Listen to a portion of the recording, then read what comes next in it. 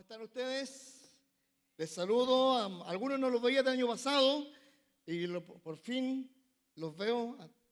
Así que es un hermoso momento de poder estar acá. Mi nombre es Francisco Collillo. Los que no me conocen, soy el pastor de la Iglesia del Refugio. Y el día de hoy vamos a hablar acerca de nuestra misión como iglesia. Este 2025 vamos a cumplir 10 años desde que se fundó esta iglesia. O sea, comenzamos en nuestro living comedor junto a 4 familias, y luego de eso hicimos una travesía. Comenzamos rentando una iglesia, el Aya Fire, por $100 a la semana, y realmente fue un lindo momento, y hemos ido creciendo poco a poco. Pero una vez al año me gusta poder predicar acerca de lo que significa nuestra misión, qué es lo que somos como iglesia y cuáles son nuestros propósitos como iglesia. Y el día de hoy vamos a hacer eso, vamos a repasar un poco lo que es nuestra misión. Es interesante, y escucha bien esto, es interesante ver cómo Dios hace sus obras. Esta semana me reuní con un pastor, su nombre es Luis Galvis, es venezolano, tiene 68 años y hace 4 o 5 años comenzaron una iglesia que se llama Iglesia de la Ciudad, acá en Elkhart, en Goshen. Y esta semana me reuní con él, primera vez que lo conocía, salimos a conversar y todo eso, y lo estuve ayudando en la parte legal para poder conformar la iglesia. Y él me decía, tengo 68 años y todavía tengo ganas de seguir haciendo más. Y la verdad las cosas no es fácil comenzar una iglesia, sobre todo una iglesia latina en los Estados Unidos. ¿Por qué? Por varias razones. La primera de todas ellas es que el latino aquí que inmigra a Estados Unidos viene por una razón más poderosa que Dios. ¿Cuál es? Dinero. Y digo más poderosa que Dios porque así se entiende, así es la realidad. Es dinero. No viene por otra cosa. Que aquí se encuentra con Dios es otra cosa. Es diferente. Pero ¿sabe algo? El comenzar una obra es un desafío. Y un desafío de amor, de constancia, de perseverancia. Porque las cosas muchas veces no se dan como uno quisiera. Yo me recuerdo muy bien que cuando comenzamos en la Iglesia del Refugio, la primera ofrenda que levantamos, ¿cuánto fue? $85, me acuerdo de nuestra primera ofrenda que levantamos ahí, y eso nos sirvió para cubrir nada, y después pudimos abrir una cuenta de banco con $300 y todo eso, y fue un desafío, y lo sigue siendo. Y mira, yo te voy a mostrar nuestra misión. ¿Cuál es? La misión de nuestra iglesia es la siguiente. Dice, multiplicar discípulos de Cristo más allá de las fronteras. Multiplicar discípulos de Cristo más allá de las fronteras. ¿Y por qué colocamos el término más allá de las fronteras? Porque cada uno de los que emigra a este país viene de distintos países. Yo soy de Chile. Mi esposa nació acá en Estados Unidos, pero vivió toda su vida en Sudamérica. 7 años en Venezuela, 14 años en Argentina, 8 años en Chile. Y ella era una inmigrante que vino siendo americana a este país. La mayoría de ustedes vienen de México, Honduras, El Salvador, Guatemala, Venezuela. Por eso es más allá de las fronteras. Por eso la idea es multiplicar discípulos que vengan de más allá, que lleguen a este lugar y puedan congregarse y puedan conocer a Jesús como su Salvador personal. Pero hay un desafío que es multiplicar discípulos de Cristo. Y ese es un desafío que cuesta aún más. Porque ¿qué es lo que es un discípulo? En primer lugar, un discípulo es una persona, no es un seguidor. El Señor Jesucristo tuvo muchos seguidores, cientos, miles de seguidores. Le seguían por la comida, le seguían por los milagros, le seguían por su discurso, le seguían por su forma de ser, por su carisma. Pero él solamente tuvo 12. Y los 12 discípulos, exceptuando uno, tenían un compromiso con el Señor aún más fuerte. Y un discípulo de Cristo no es un seguidor. Un discípulo de Cristo es aquel que dice: yo voy a seguir avanzando en mi fe a pesar de. Yo voy a dar el 100 de mi 100% como persona, como hijo de Dios. Y mira, un discípulo de Cristo, primero que nada, aprende a amar al prójimo. En Juan capítulo 13, versículo 35 dice esto: en esto conocerán todos que sois mis discípulos, si tuviereis amor los unos con los otros. Un discípulo de Cristo no tiene o no mira a un enemigo. Un discípulo de Cristo no está buscando un enemigo. Un discípulo de Cristo no hace diferencia de nación, cultura, nivel socioeconómico, estatus social. Un discípulo de Cristo los mira a todos por igual y los debe amar a todos por igual. Por eso no es fácil ser un discípulo de Cristo. Porque muchas veces tenemos la tendencia a encasillarnos en un cuadrado, en algo ahí, y no salimos de ahí. Y decimos que todos tienen que ser iguales a mí o como yo. Pero la verdad es que no somos todos iguales. Hay caracteres más difíciles, hay caracteres más dóciles. Aún en la familia, nuestros hijos son diferentes. Pero debemos amar. Y un discípulo de Cristo debe saber amar al prójimo. Porque para un discípulo de Cristo no hay enemigo, porque debe amar al enemigo. Un discípulo de Cristo da fruto. Juan 15:8. En esto he glorificado a mi Padre, en que llevéis mucho fruto y seáis mis discípulos. O sea, un discípulo de Cristo lleva fruto. ¿Y a qué se refiere con eso? Se está refiriendo a que yo, como discípulo de Cristo, voy a ser fructífero en la obra del Señor. Voy a ser fructífero en la iglesia y fuera de la iglesia. Voy a marcar la diferencia. La gente va a saber que yo soy un hijo de Dios, no solamente porque hablo de la Biblia, sino porque realmente soy diferente. Y eso debemos entenderlo. Hoy día estaba escuchando en la mañana,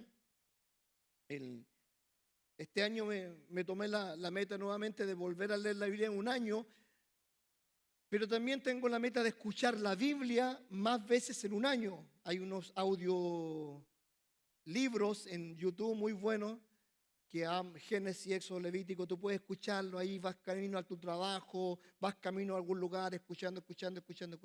Y hoy día en la mañana escuchaba acerca del Éxodo, capítulo 21, donde hablaba el Señor Jesucristo, 22, acerca de una de las normas que Él tenía. Dice: y apartarás el día de reposo, porque es un día santo, santo es. Y se lo dice al pueblo de Israel. Ahora, ¿ese día de reposo viene para nosotros? Claro que sí. Tenemos un día donde nosotros celebramos al Señor Jesucristo, glorificamos al Señor Jesucristo, separamos el día domingo para poder celebrar al Señor, para poder reunirnos en comunión, adorar juntos a Dios. ¿Por qué?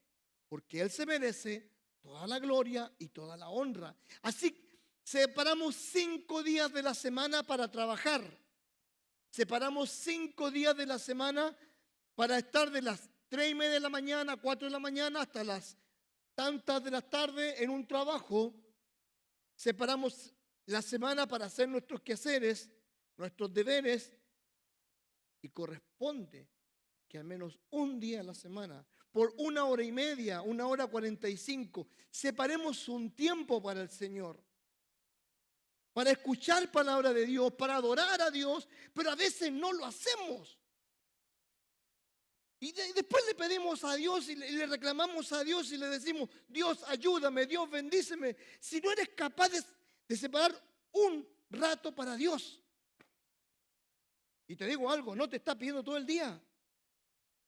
No te está pidiendo todo el día.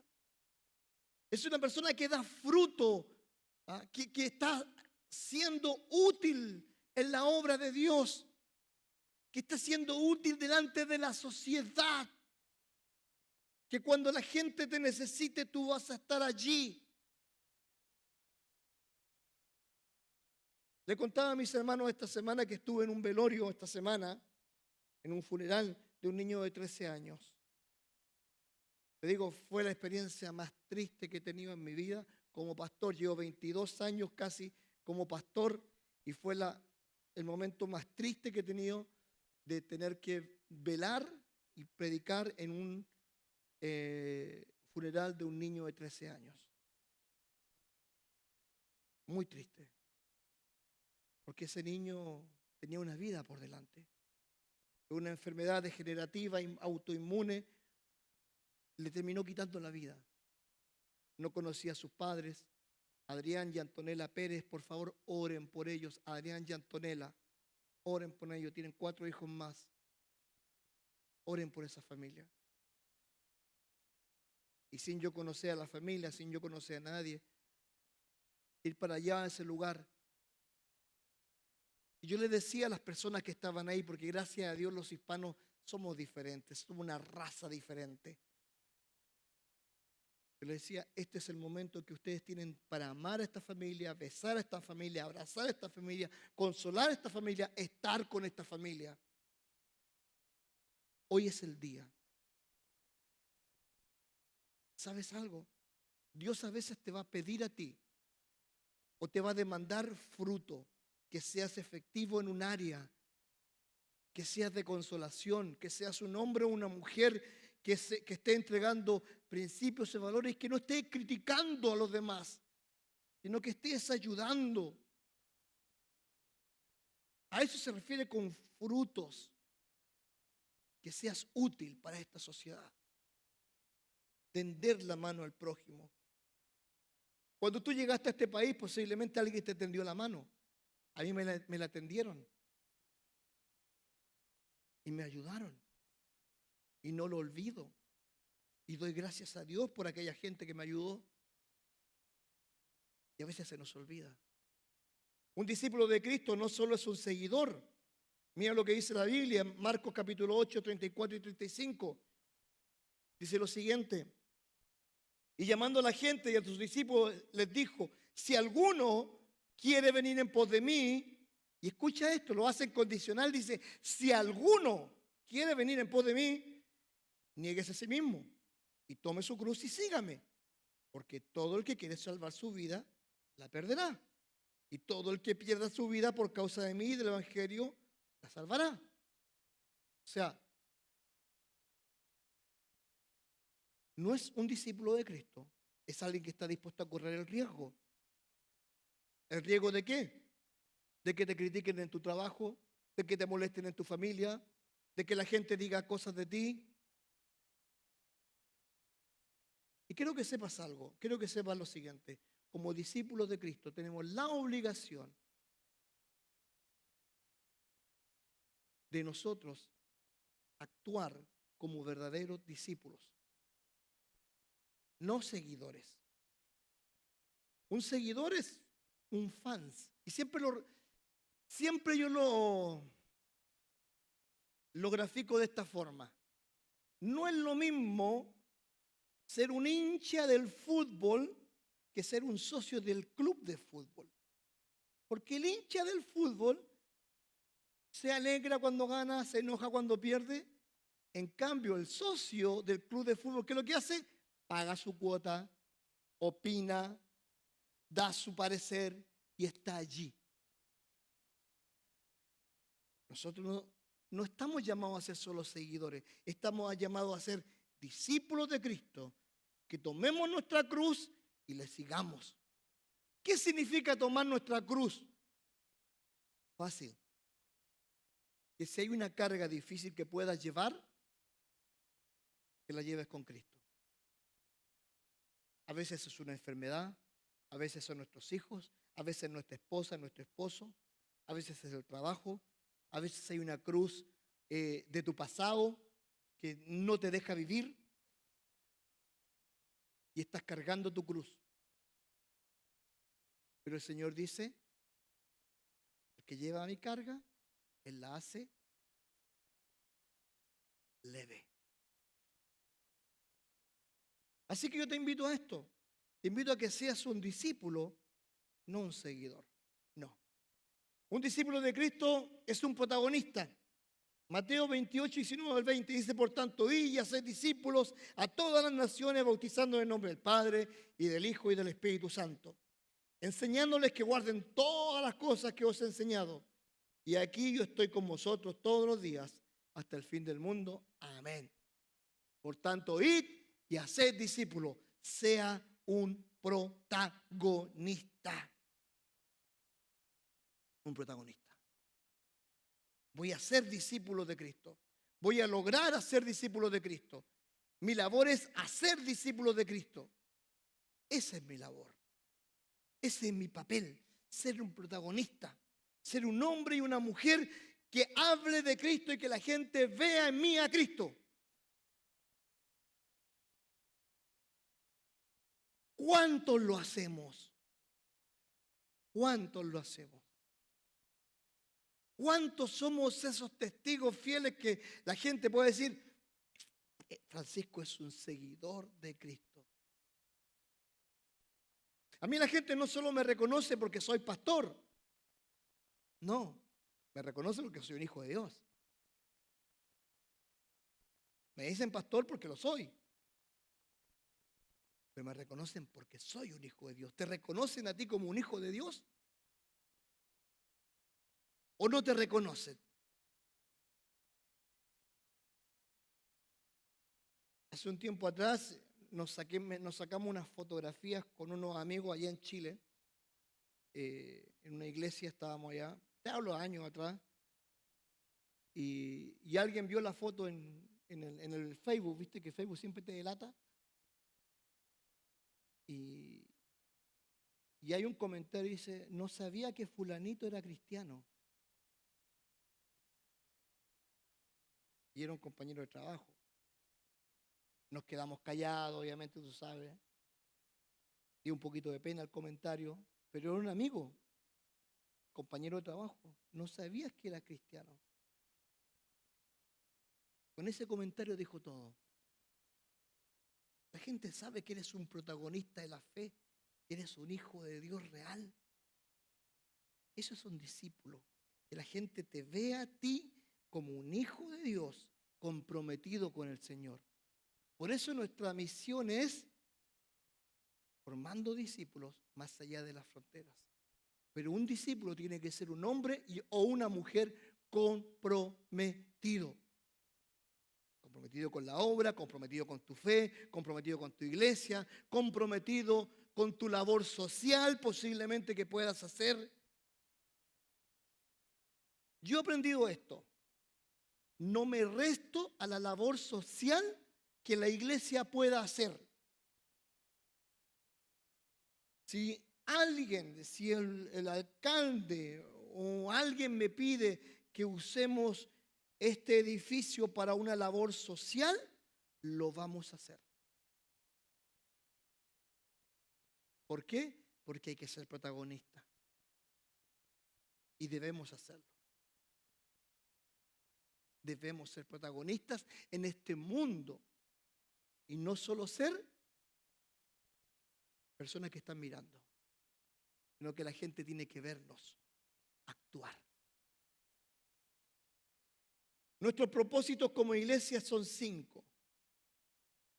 Somos una iglesia que en primer lugar debería orar. Digo debería. Y mira, Jeremías 33:3 dice lo siguiente: clama a mí y yo te responderé y te enseñaré cosas grandes y ocultas que tú no conoces. Este versículo es el versículo más mal utilizado en la historia de la iglesia. Y te voy a decir por qué. Porque en la historia de la iglesia, muchos lo han usado para intentar mostrar de que Dios nos va a revelar grandes cosas. El contexto de ese versículo es que Jeremías está preso. Está preso. ¿Por qué? Porque era un predicador. Pero ¿qué es lo que hacía Jeremías? Jeremías no predicaba cosas buenas. Jeremías predicaba solamente desastres que le iban a pasar al pueblo de Israel porque habían desobedecido a Dios. Él no predicaba, no decía, no tenía ese mensaje de la prosperidad o mensaje del te declaro. ¿Ah? Porque hoy en día ese mensaje es te declaro esto, te declaro acá, te declaro allá. No tenía ese mensaje. No tenía ese mensaje comercial. No lo tenía. Era un mensaje del profeta que le dicen el profeta llorón, por las desgracias que él veía que le iban a suceder a su pueblo. Y más adelante le sucedieron. De hecho, él escribió Lamentaciones viendo el dolor que estaba sufriendo el pueblo de Israel. Y él dice, o Dios le dice, clama a mí y yo te voy a responder. Y te enseñaré cosas grandes y ocultas que tú no conoces. Pero se la está diciendo a Jeremías. Quiero decirte esto. Como iglesia tenemos la obligación de orar, pero no lo hacemos. Como pastores que usted no me conoce, no lo hacemos. Porque si realmente fuéramos una iglesia de oración, no solo cada miércoles tendríamos que tener un servicio acá, porque tenemos el servicio en la casa de los Hernández todos los miércoles a las 6 de la tarde de oración, sino que estaría lleno cada miércoles de personas orando, clamando, rogando a Dios. ¿Deberíamos? Sí, deberíamos. El Señor Jesucristo, hablando acerca de la oración, dijo lo siguiente en Mateo capítulo 6, versículo 6. Mas tú cuando ores, entra en tu aposento y cerrada la puerta, ora. Tu Padre que está en secreto y tu Padre que ve en lo secreto, te recompensará en público. Ok, no nos reunimos a orar los miércoles todos juntos. Pero al menos invierte un tiempo orando a Dios en secreto, en la intimidad.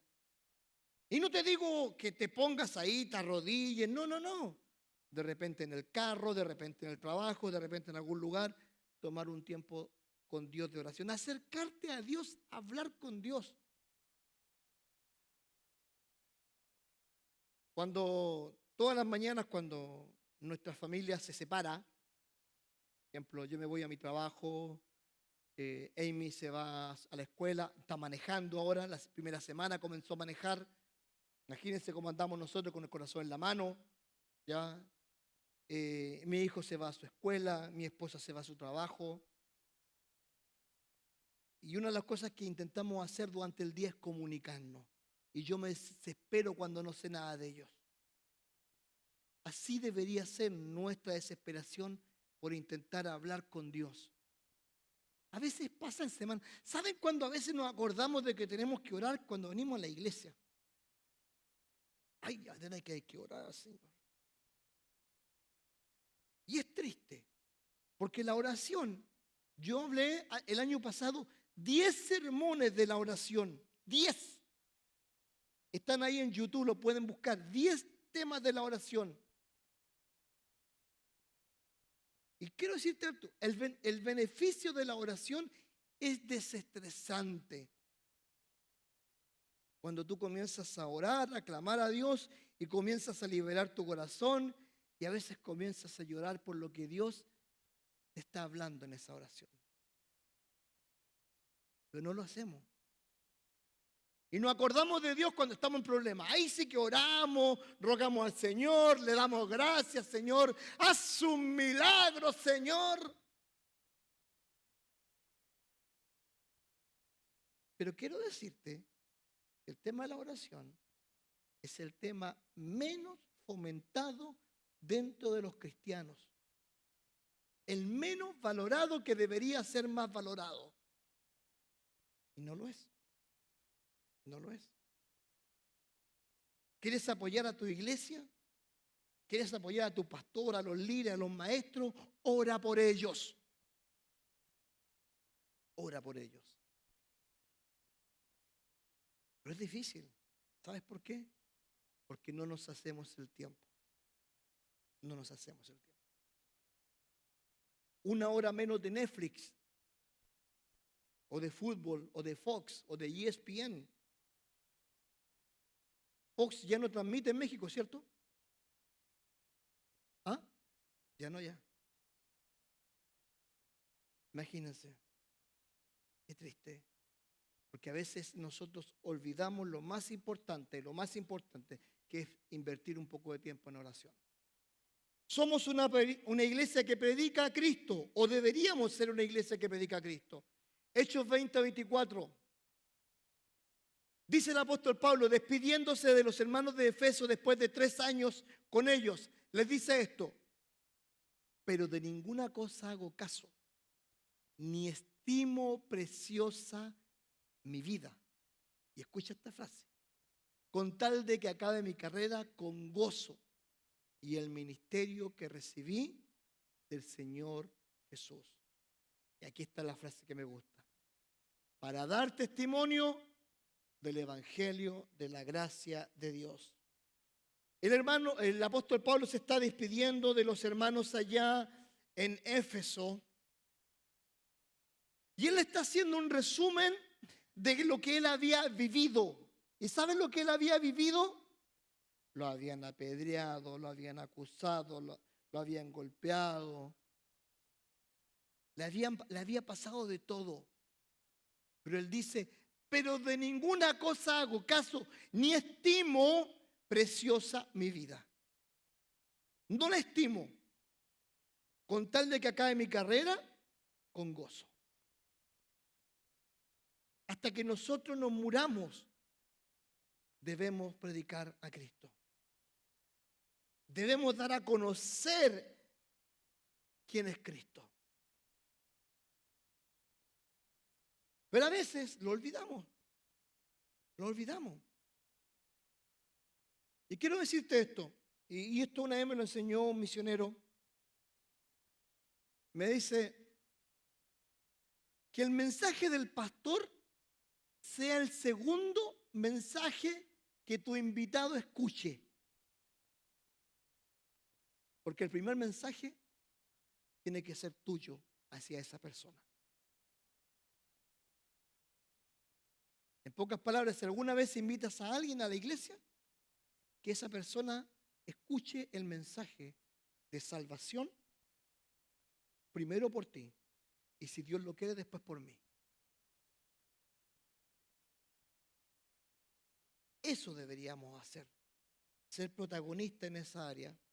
Romanos capítulo 1:16, mira lo que dice: porque no me avergüenzo del evangelio, porque es poder de Dios para salvación a todo aquel que en él cree, al judío primeramente y también al griego.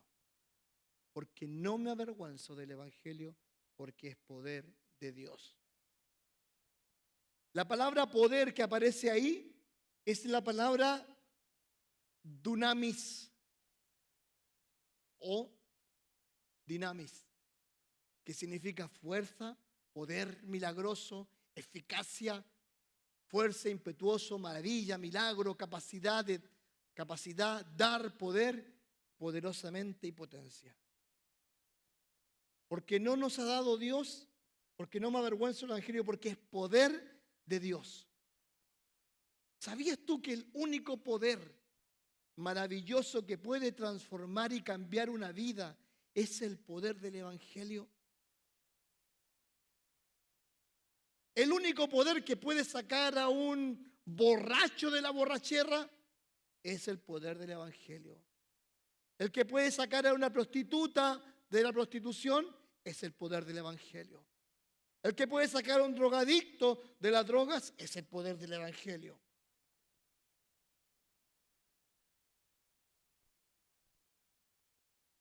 Porque el poder del Evangelio es tan poderoso que transforma vidas, cambia vidas.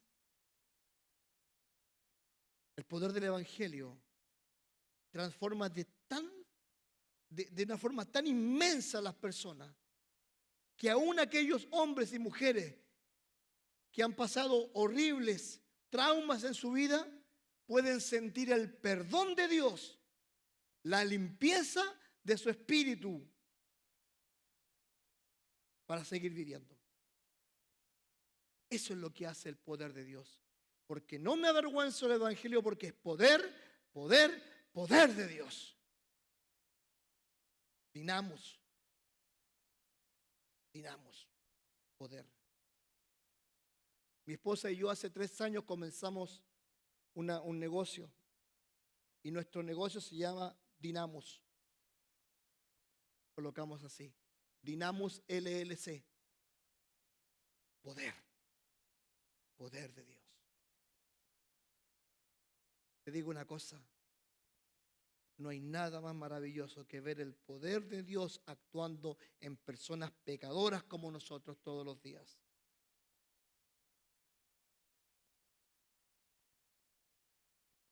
Somos una iglesia que debería discipular. Digo debería.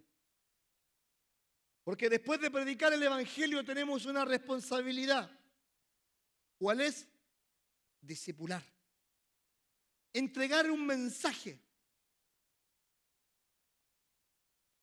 Explicarle a la persona que conoció a Jesús como Salvador personal lo que significa ser un hijo de Dios.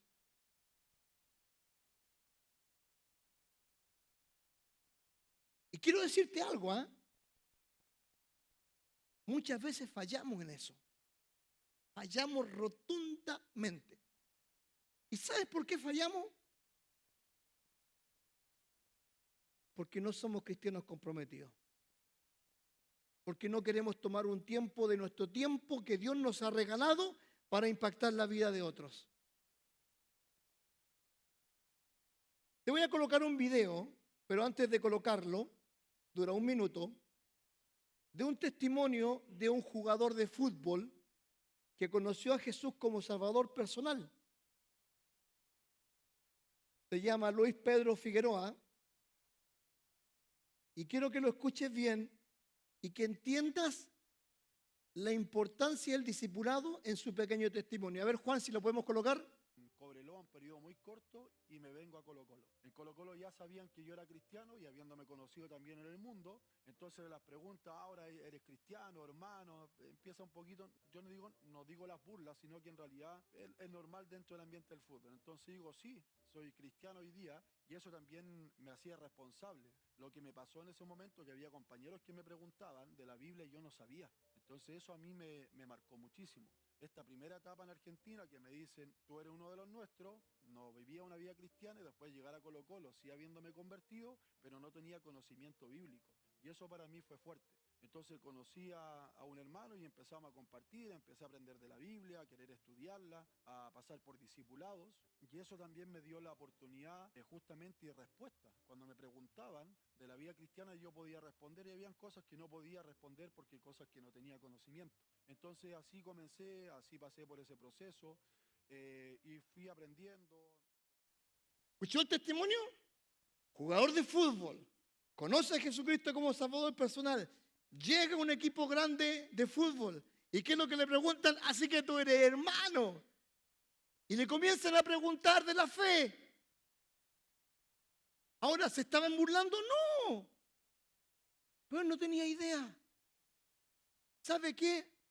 nosotros, los más viejos, los más maduros, tenemos la responsabilidad de enseñarles a otros acerca del Evangelio de Cristo.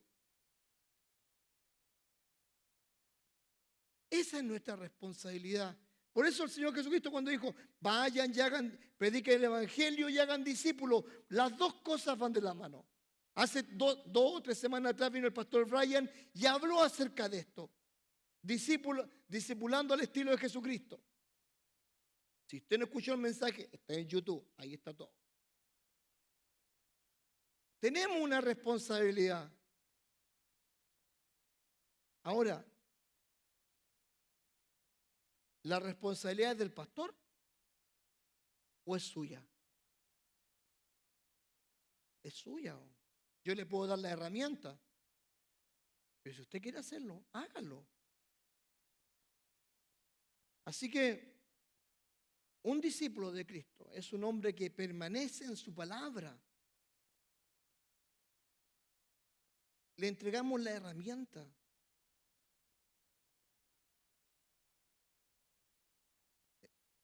Esta semana mi hijo comenzó una nueva escuela. Él estaba en una escuela cristiana, lo sacamos de ahí porque ya no lo aguantaban más. No es eso, no. Se fue a una escuela diferente, una escuela de fútbol, pero que también en la mañana es escuela normal. Y mi esposa me dijo, vamos a tener que hacer un plan, porque obviamente en la escuela de cristiana le daban Biblia todos los días y una clase y cosas así. Así que me dice, tú eres responsable de estar con él y tomarte un tiempo en la semana para que él seguir fortaleciendo su fe. Y mi esposa me dijo, eso tienes que hacer tú. Pero yo le dije, sí, mi jefa, ningún problema. Nuestros primeros discípulos son nuestros hijos. Querido, querida, en un mundo tan competitivo, nuestra primera responsabilidad son nuestros hijos. Y debemos hacerlo. Debemos hacerlo. Mira lo que dice la Biblia respecto a los discípulos. Dice Juan 8, 31 y 32. Dijo entonces Jesús a los discípulos que habían creído en él: si vosotros permanecéis en mi palabra, seréis verdaderamente mis discípulos y conoceréis la verdad, y la verdad os hará libre. Si permanecen en mi palabra, sois mis discípulos. Porque si no, son solo seguidores. Son solo hinchas del club. Nada más. Y querido, querida, nuestra responsabilidad mayor es esa. Ser discípulos comprometidos para formar discípulos comprometidos.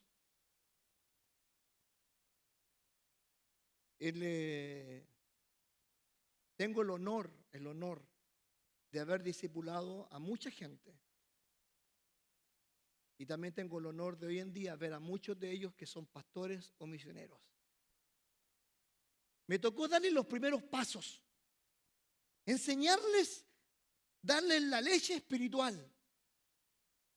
Pero hoy en día cuando veo que son pastores, que son líderes de iglesia, que son diáconos o que son misioneros, digo, Señor, gracias porque me usaste. La persona que me discipuló a mí, que me llevó a Cristo a mí, no tengo cómo pagarle y nunca me voy a olvidar de él. Y quiero decirte algo, tienes la responsabilidad de impactar la vida de otros. ¿Quieres coronas en el cielo? Predica el evangelio, discipula, enseña. Invierte tu tiempo en algo que realmente valga la pena. Porque si viniste solamente a ganar plata a este país, vas a ser el hombre más rico del cementerio posiblemente. Pero eso no te sirve de nada.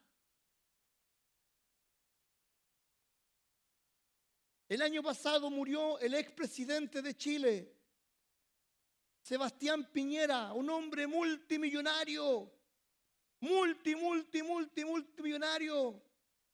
Se va a cumplir 1 año de su muerte. Y es el expresidente que está en el cementerio más rico del mundo. ¿De qué le sirvió? Invierte en algo que valga la pena, invierte. Invierte en vidas. Vidas.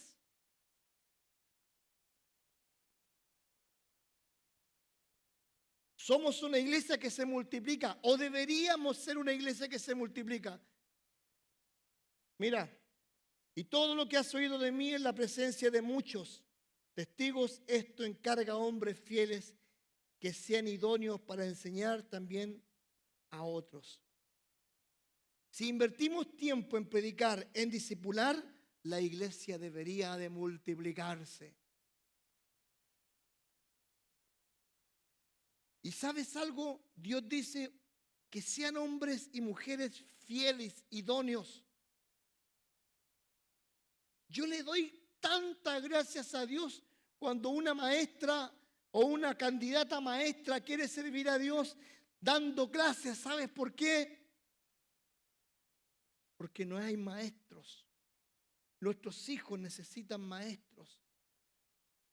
Esta semana se reunió Pedro Casaleto, mi esposa, y José Luis, porque ellos trabajan con los jóvenes. Y me contaba mi esposa, me dice, tú no sabes, pero Pedro tiene una lista en su cuaderno, una lista con los nombres de todos sus alumnos, y a cada uno, por cada uno de ellos ora, y a cada uno en la semana le manda un versículo. Quiero decirte una cosa, ese hombre no debería estar en esta iglesia. Tenemos tremendo privilegio. Pero algún día se nos va a ir o se nos va a morir. Y necesitamos gente que pueda tomar ese lugar. Necesitamos hombres y mujeres que impacten a nuestra juventud. Necesitamos más predicadores, necesitamos más diáconos, necesitamos más maestros. Necesitamos multiplicar para que la iglesia del refugio llegue a los 20, 30, 50, 100 años y sea una iglesia gigante en todo aspecto, no solamente en lo económico, cosa que no lo es todavía, porque la verdad las finanzas no nos acompañan, porque cada día nos ponemos más codos. Para el Señor lo que sobra, no las primicias. Y es triste, es súper triste.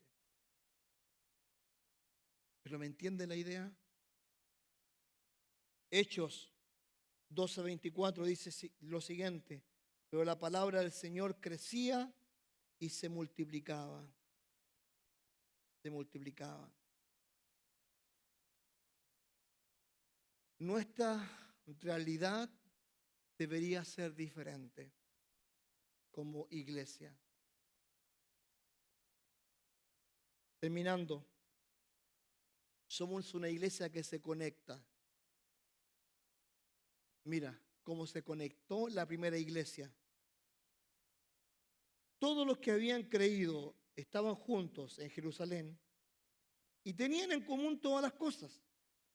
Y vendían sus propiedades y sus bienes y lo repartían a todos según la necesidad de cada uno. Y escucha esta frase.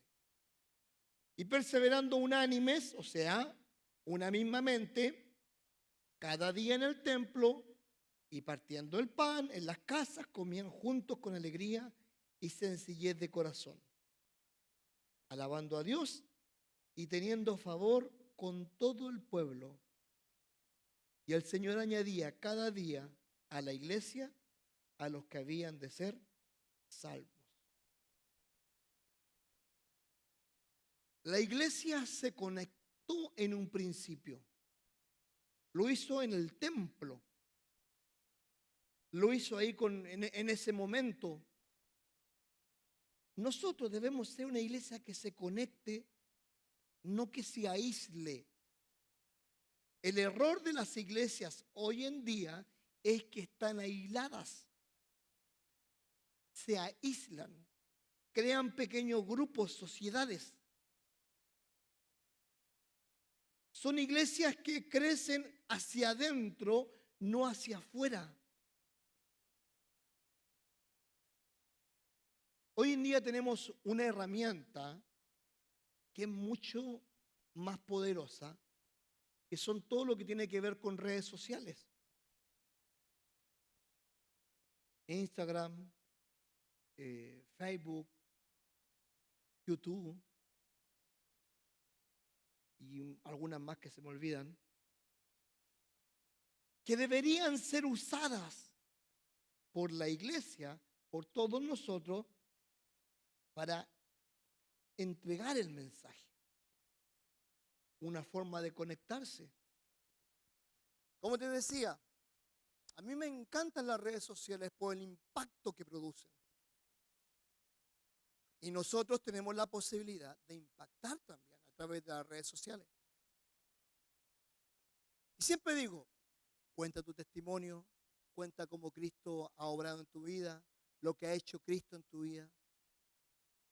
Cuéntalo. Habla a los demás de Cristo. Predícales a través de tu testimonio. Y no que se enteren por una foto después, uy, era cristiano, iba a la iglesia. Que la gente lo vea. Que la gente vea en ti a Cristo. Que te puedas conectar con la gente. Quiero terminar con esto, concluir con esto. Somos una iglesia, y mira, voy a colocar el condicional, que debería orar, que debería predicar a Cristo, que debería discipular, que debería multiplicarse y que debería conectarse. Porque nuestra misión es multiplicar discípulos de Cristo más allá de las fronteras. Ahora, la pregunta es la siguiente, la pregunta del $1.000.000. ¿Qué tan dispuestos estamos para hacer eso? ¿Estamos dispuestos a ser una iglesia que tome ese desafío? Empezando el 2025, ¿qué tan dispuesto y qué tan abierto estoy de penetrar a esta comunidad con mi testimonio, con el evangelio de Cristo?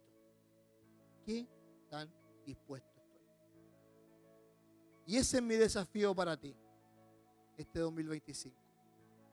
Y no te olvides que la misión más importante es multiplicando discípulos de Cristo más allá de las fronteras.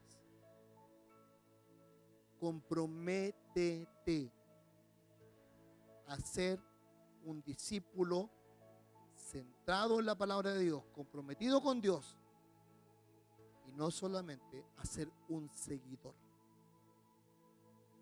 Amén. Muy bien.